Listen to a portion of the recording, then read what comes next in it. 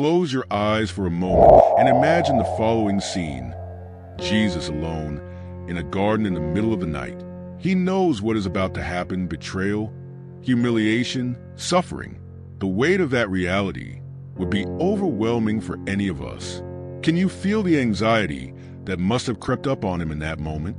Even Jesus, who walked in perfect communion with God, felt that crushing pressure. But what did he do in this decisive moment? The answer is as simple as it is profound. He prayed. Jesus knelt down and, in the stillness of the night, he spoke with the Father. In that moment, he didn't hide his anguish. He didn't pretend that everything was fine. He opened his heart and poured out his soul in prayer. Now, here's the key that you may not have realized. For Jesus, prayer wasn't just a ritual or religious obligation. It was a refuge. When everything around him seemed to be falling apart, he turned to God for strength and guidance. Prayer was his foundation for facing anxiety. He said, "Father, if it is possible, take this cup from me, yet not as I will, but as you will." This statement shows total surrender, but also a sincere search for relief. Jesus was anguished, but through prayer, he found peace to move forward. Now, think about this for a moment. How many times, in moments of anxiety, do we turn to things that take us even further from peace? We get trapped in racing thoughts, trying to control everything. But Jesus teaches us something different. Instead of fighting the pressures alone, we should seek God in prayer. Not a formal, distant prayer, but an intimate, honest conversation where we can lay all our worries and fears before him. When Jesus prayed, he did something many of us forget. He disconnected from the chaos around him and connected with the true source of peace. The weight of responsibility, the fear of the future, all of that was placed in God's hands, and the result, a calm heart, strengthened to face whatever lay ahead. So, the first technique Jesus used to conquer anxiety was this: prayer as an anchor. When you feel your heart tighten, remember, prayer isn't a last resort. It's the first step to finding peace in the midst of chaos. If it worked for Jesus in the most difficult moments of his life, it can work for you too. And this is just the beginning. And so, after praying, something changes in Jesus. He rises with a calmness that seems supernatural. This brings us to the second technique Jesus teaches us: the focus on the present. See, right after praying, Jesus wasn't dwelling on what might happen or getting lost in what-ifs. He was fully present in the moment. He taught this repeatedly, very clearly in his sermons. You might remember one of his most powerful sayings: "Do not worry about tomorrow, for tomorrow will bring its own worries. Each day has enough trouble of its own." Now, think about this. How often does our anxiety stem from our obsession with what hasn't happened yet? We get lost in thoughts about the future, in scenarios that often don't even come to pass. It's like trying to carry the weight of a tomorrow that hasn't arrived, while today, the only moment we truly have, slips away unnoticed. Jesus shows us that to master anxiety, we need to return to the present. When he said not to worry about what we will eat or wear in the future, he wasn't telling us to be irresponsible. On the contrary, he was teaching us to shift our focus from what we cannot control to what we can do now. The present is where peace can be found, and Jesus lived each moment with this awareness. He knew that suffering today for something that would only happen tomorrow was futile. His mind was anchored in the now. Even facing the impending cross, Jesus didn't let the terror of what was to come paralyze him. He was there, present in every conversation, every healing, every moment of reflection. And through this, he taught us that a mind focused on the present is far stronger to face any challenge, because it isn't burdened with the weight of an imagined future. So, the next time you feel anxiety taking hold, remember, the only thing you truly have is the present moment, the now. Focus on it, just as Jesus did, and watch how worries begin to lose their grip. And it is in this focus on the present that we find the third essential technique Jesus used to handle anxiety: complete trust in God. Now, Imagine what it truly means to trust. Not just to say you trust, but to actually surrender your worries, your fears, your anxieties into the hands of someone you believe has control over everything. Jesus lived with that unwavering trust. He wasn't just present in the moment. He knew deep in his soul that God was taking care of every detail, even when circumstances seemed unfavorable. Remember that moment in the Sermon on the Mount when he spoke about the lilies of the field and the birds of the air? He said something that resonates to this day. Look at the birds of the air. They do not sow or reap or store away in barns, and yet your heavenly Father feeds them. Are you not much more valuable than they? This is the essence of the trust Jesus had. He knew that if God cares for things as small as birds or flowers, how much more would he care for us? Jesus didn't live at the mercy of fear because he knew he wasn't alone. He trusted that God was in control, even when everything around him seemed chaotic. And here's the secret. This trust is a choice. Jesus chose to trust, even when human logic might suggest otherwise. In the Garden of Gethsemane, when everything seemed on the brink of collapse, he still chose to say, "Yet not as I will, but as you will."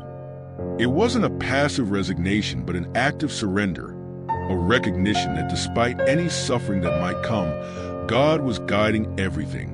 And this is precisely the trust we need to cultivate in our own battle with anxiety. It's not easy, of course, but Jesus showed us that true peace comes from knowing that even when we can't see the entire path, God already knows the end of the road. Anxiety loses its power when we stop trying to control the uncontrollable and surrender to God what is beyond our reach. So, when the fear of tomorrow tries to paralyze you, remember how Jesus trusted. Place your worries in the hands of someone who can handle them far better than we ever could. And even with this unshakable trust, Jesus knew that sometimes the pressures of the world could be overwhelming. That's why the fourth technique he used to handle anxiety was seeking solitude. If you observe the most decisive moments of Jesus' life, you'll notice a curious pattern. He would always withdraw. Amid the crowds, the chaos of expectations and demands, Jesus had the habit of retreating to solitary places. He understood that he needed this alone time, away from everything, to recharge his strength, align his thoughts, and connect even more deeply with God. Remember when he fed thousands of people with just 5 loaves and 2 fish? Right after this incredible miracle, instead of basking in praise or staying among the people, Jesus withdrew to pray alone on a mountaintop. Even as the Son of God, he recognized the need for moments of silence and introspection. Now, think about this. How rare is it today to find moments of true solitude? We are constantly surrounded by information, distractions, noise. And what happens when we are always connected to the outside world? We disconnect from ourselves, from our inner peace. Jesus knew that to confront anxiety, it's necessary to create space to listen to what's within, without the interference of the surrounding chaos. Solitude isn't just about being physically alone. It's a mental state. It's a moment when you stop, breathe, and reconnect with what really matters. And this is what Jesus did repeatedly. He knew that amidst the storm, silence could be a safe haven. So, how can we apply this lesson to our lives? When you feel anxiety creeping in, when the noise of the world starts to suffocate you, follow Jesus' example. Withdraw. Find your space of solitude, whether it's a quiet room, a walk outdoors, or even a few minutes of silence amid the rush. Because it is there, in the silence, that anxiety begins to lose its grip and you rediscover peace. And it is precisely in these moments of solitude that Jesus reveals to us the 5th powerful technique for dealing with anxiety, the teaching of love and forgiveness. It might seem surprising, right? How can love and forgiveness help combat anxiety? But think for a moment. How much anxiety do we carry because of broken relationships, past hurts, or guilt for mistakes we've made? Jesus, in his infinite wisdom, knew that these accumulated emotions can be like invisible weights dragging our soul down, choking our peace. Jesus constantly taught us the importance of forgiveness, not only of others, but of ourselves. He showed us that forgiveness liberates, freeing us from the chains of guilt and resentment. When Peter asked how many times he should forgive someone, expecting a limited number, Jesus replied, 70 times 7. He wasn't talking about a mathematical calculation. He was saying that forgiveness needs to be a way of life, a constant flow. But why is this so important for handling anxiety? Because unresolved grievances and lingering guilt consume our inner peace. When we do not forgive, we remain trapped in the past, reliving pains and frustrations. And what happens to anxiety?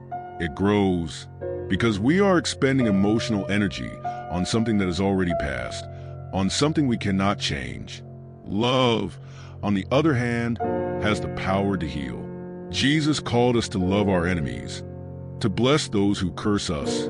This not only transforms others, but transforms us.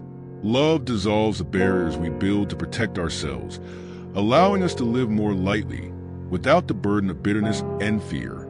So, the next time anxiety arises, ask yourself, is there someone I need to forgive? Or perhaps something within myself that I haven't yet let go? Following Jesus' example, living with love and forgiveness, is like breaking the chains that bind us to negative emotions, opening us up to a lighter, freer, and above all, more peaceful life. And this peace, so powerful and transformative, is what weakens anxiety. And now, think about all this. Prayer, focus on the present, complete trust in God, the search for solitude, love, and forgiveness. Jesus has given us a clear path to deal with anxiety.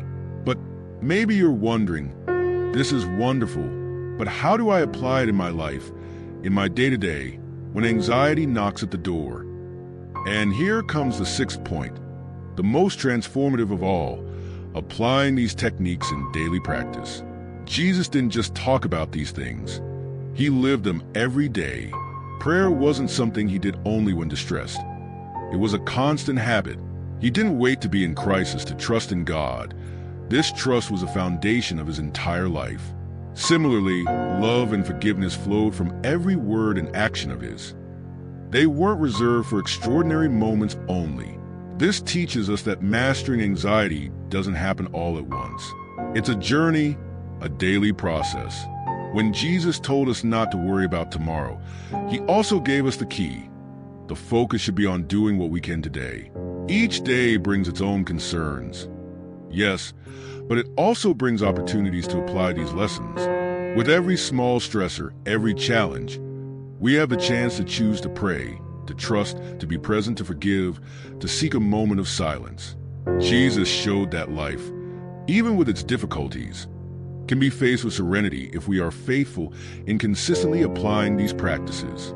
And so, day by day, anxiety begins to lose its grip on us.